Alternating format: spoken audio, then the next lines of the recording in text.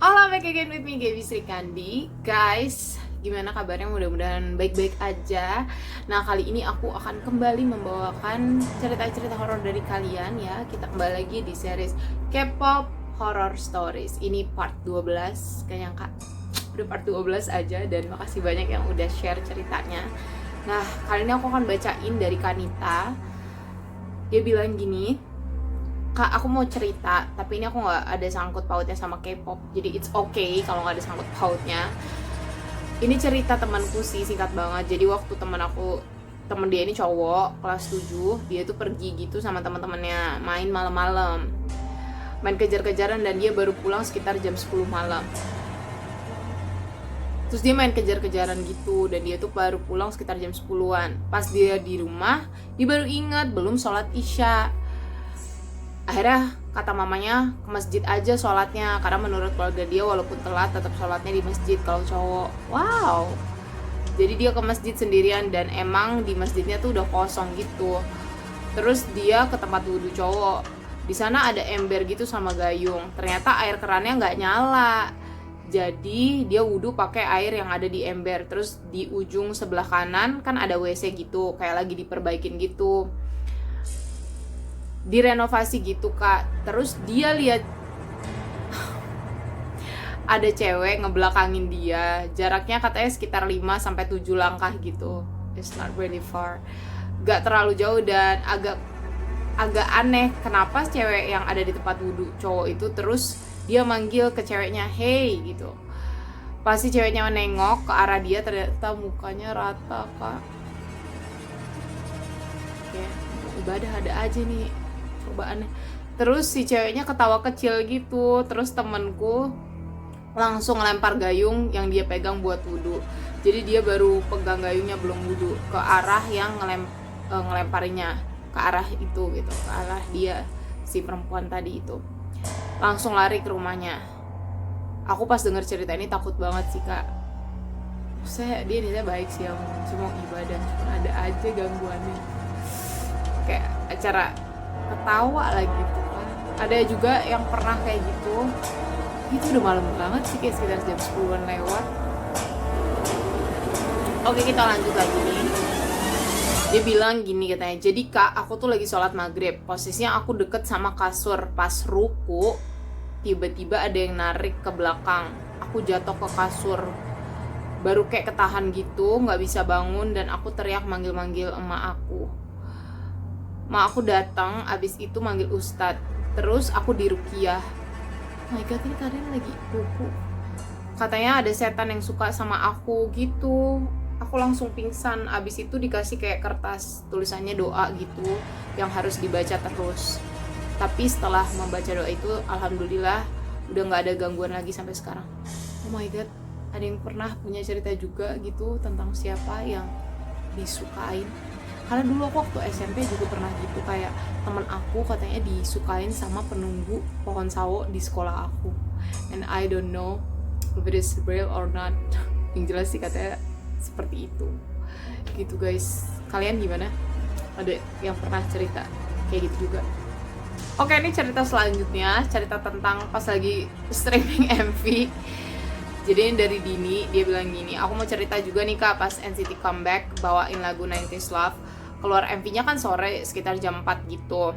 Aku tiduran dan bangun-bangun jam 12:30 malam. Terus setelah 12:30 malam tuh aku nonton MV mereka di laptop. Di situ tuh biasa aja aku enjoy gitu. Di pertengahan lagu, MV-nya tuh kayak macet-macet karena wifi-nya lemot. Aku tungguin sebentar. Tiba-tiba ada yang nyaut pas lagi sunyi-sunyinya. Suaranya jelas banget tapi sedikit serak gitu. Suaranya tuh kayak bilang, jangan berisik. Dengan spontan aku nyautin, iya enggak. Dan di saat itu juga MV-nya langsung lancar lagi. Astaga. Dia gak lanjutin gitu ya, nyautin gitu. Dan aku baru sadar kalau di rumah cuman berdua sama mbak aku. Itu juga di kamar belakang aku tidurnya. Oh my god. Terus siapa yang ngasih tahu lu jangan berisik? Di situ aku langsung tidur, matiin laptop, dan besokannya aku diajak ngobrol sama mbah di depan rumah. Katanya beberapa hari ini rumah aku ada penunggunya.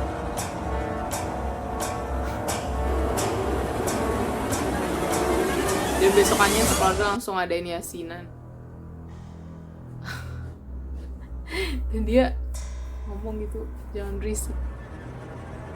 Kita lanjutkan lagi. Ini dari Nadine, dia bilang beberapa bulan yang lalu aku lagi ngerjain tugas karena numpuk udah kayak gunung. Gimana? Tugasnya lagi pada menumpuk juga guys, kalian semangat. Terus aku tuh lagi ngerjainnya sampai jam 2 pagi di ruang keluarga sendirian dan sunyi banget. Aku nggak nyalain lagu, TV, pokoknya semua udah mati. Terus pas aku udah ngantuk banget, aku ngerasa ada yang niup.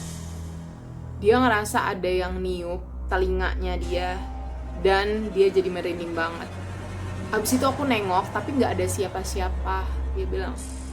Dan aku tetap ngelanjutin ngerjain tugas, karena emang tinggal dikit lagi.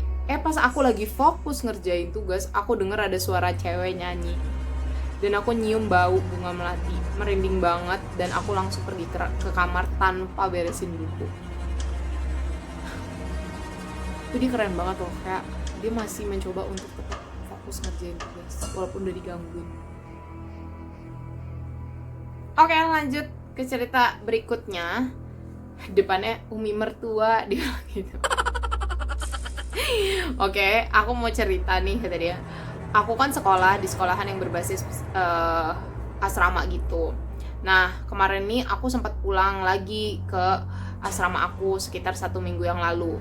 Pas di malam-malam terakhir, aku begadang sama teman aku satu kamar, jadi begadang semua nih, satu kamar di asrama. Kita lagi nungguin mie ayam ceritanya. Ya ampun, malam-malam begadang nungguin mie ayam lagi kan. Pas banget jam 12-an lagi nikmat-nikmatnya makan, tiba-tiba aja lampu kamar kita tuh kayak kerejep-kerejep gitu. Kita semua kaget dong. Ya udah, aku bilang gini, bukan apa-apa kok, tadi gitu, nggak usah dipikirin. So udah ngomong gitu, kita balik lagi makan. Nah kebetulan teman satu kamar aku tuh semuanya K-popers, jadi kita tuh punya MP3 gitu, isinya lagu K-pop semua. Wow, satu kamar K-popers semua ya. Selang beberapa menit sesudah kejadian lampu mati itu, tiba-tiba aja MP3-nya nyala, putar lagu NCT yang My Everything. Kita kaget dong, gak ada satupun dari kita yang nyalain MP3 itu. Padahal pas banget selesai, di arah lorong depan kamar aku itu kayak ada yang lari-lari. Terus MP3-nya juga tiba-tiba berhenti. Pas teman aku lihat, di depan kamar aku tuh gak ada siapa-siapa, jadi gak ada yang lari sebenarnya gitu. Udah dicek, tapi malah ada yang ngetok-ngetok kamar, jendela kamar gitu, diketok-ketok. Sedangkan kamar kita itu ada di lantai 2 dan tanpa balkon. Jadi siapa yang ngetok-ngetok dari jendela gitu kan. Akhirnya malam itu kita tidur dempet-dempetan karena takut, dan gak berani lagi dengerin lagu My Everything sampai sekarang. Ya ampun, ini kayak aduh, gak tahu deh siapa yang lari-lari dan siapa yang ngetok. Oke, kita lanjut lagi ke cerita selanjutnya. Ini dia bilang gini, halo kak, aku juga mau cerita nih. Jadi kejadiannya itu sekitar 3-4 harian yang lalu. Waktu itu aku lagi nonton video kakak, video aku, yang K-pop horror story sekitar jam 4 sore. Thank you udah nonton. Dan waktu itu kondisi rumah tuh lagi hujan lebat banget. Pas aku udah selesai nonton video kakak, aku mau masak mie buat makan sambil nonton drakor.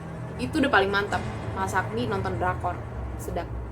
Aku di dapur sama adik aku waktu itu, karena adik aku juga K-popers, jadi waktu itu kita nyalain lagu aespa. Jadi aku ikutan nyanyi sambil dance dikit gitu.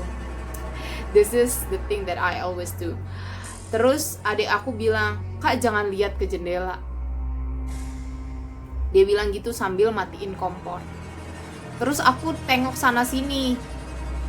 Emang ya kalau udah dibilang jangan lihat ke situ, malah kayak kita apa sih, malah ngeliat kan jadinya gitu.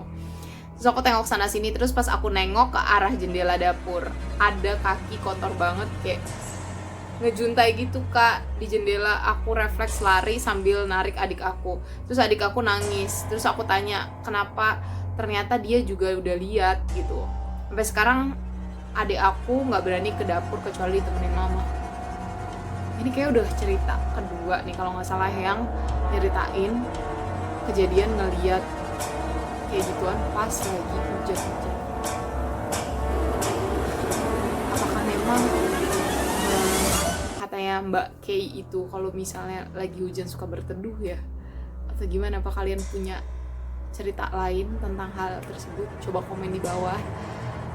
Terus kalian juga yang mau share ceritanya ya, punya cerita lain bisa share.